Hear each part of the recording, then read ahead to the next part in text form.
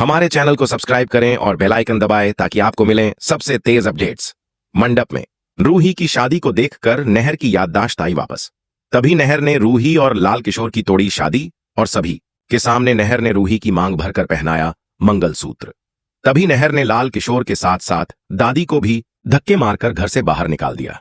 जी हां दोस्तों, अब ऐसे में रूही दादी की चाल समझ चुकी है और उसे पता चल गया है कि दादी उसकी लाल किशोर के साथ असली शादी करवा रही है। लेकिन रूही सब कुछ जानते हुए भी नहार के हाथों से तैयार होकर मंडप में बैठ जाती है, क्योंकि रूही को खाटू श्याम बाबा पर और अपनी नहार की पर पूरा विश्वास होता है। उसे पता होता है कि खाटू श्याम बाबा जरूर कोई चमत्कार करके नहर जी की याददाश्त वापस ले आएंगे और फिर नहार उसकी शादी लाल किशोर के साथ होने से रोक लेगा। इसलिए रूही शादी का लाल जोड़ा पहनकर लाल किशोर के साथ मंडप में शादी करने के लिए बैठ जाती है। और जब नहर रूही को लाल किशोर के साथ शादी के जोड़े में देखता है तो उसका गुस्सा फिर से 7वें आसमान पर पहुंच जाता है। तभी पंडित मंत्र पढ़ते हैं और रूही की शादी राम किशोर से करवाने लगते हैं। और यहां दूसरी तरफ रूही को शादी के जोड़े में देखकर नहर को कुछ कुछ याद आने लगता है और उसका सर गोल गोल घूमने लगता है। तभी पंडित रूही के गले में मंगलसूत्र पहनाने के लिए कहते हैं। तभी लाल किशोर अपने हाथों में मंगलसूत्र लेकर रूही की तरफ बढ़ता है और यहां दूसरी तरफ जब नहर गौर से मंडप को, रूही को और पंडित को देखता है तो उसे सब कुछ याद आने लगता है और उसके सामने वह सारी तस्वीरें घूमती हैं जब नहर ने रूही के साथ मंडप में शादी की थी और उसकी मांग में सिंदूर भरकर उसके गले में मंगलसूत्र पहनाया था और 7 फेरे लिए थे।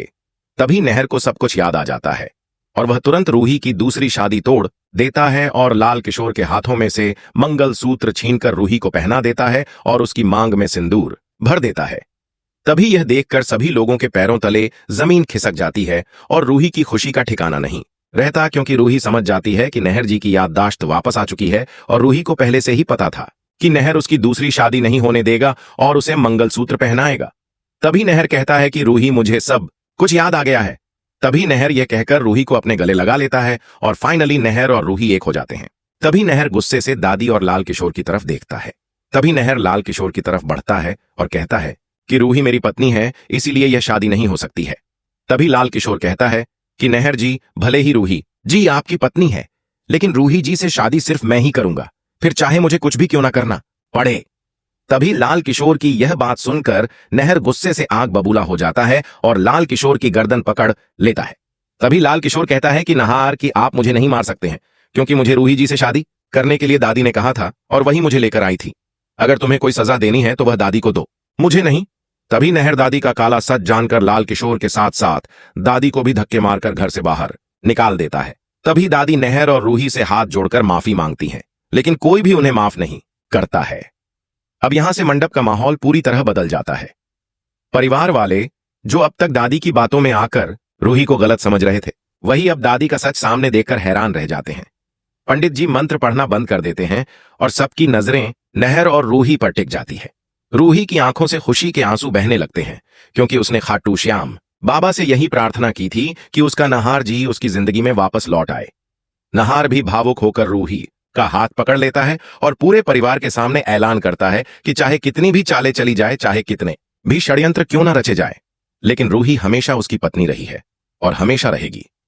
इधर लाल किशोर गुस्से से पागल होकर चीखता है कि वह यह शादी अधूरी नहीं छोड़ेगा। वह दोबारा रूही की तरफ बढ़ने की कोशिश करता है, लेकिन नहर उसे रोक देता है और कहता है कि अगर अब उसने रूही के करीब आने की कोशिश की तो उसके लिए यह घर नहीं बल्कि जेल ही जगह होगी।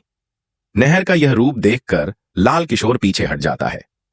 दूसरी तरफ दादी गिड़गिड़ाती है और कहती है कि उसने यह सब सिर्फ घर की इज्जत और परंपरा के लिए किया, लेकिन अब कोई भी उसकी बातों पर विश्वास नहीं करता है। नहर साफ शब्दों में कह देता है कि जिसने अपने ही घर की बहू को धोखा दिया और उसकी जिंदगी बर्बाद करने की कोशिश की, उसके लिए इस घर में कोई जगह नहीं है।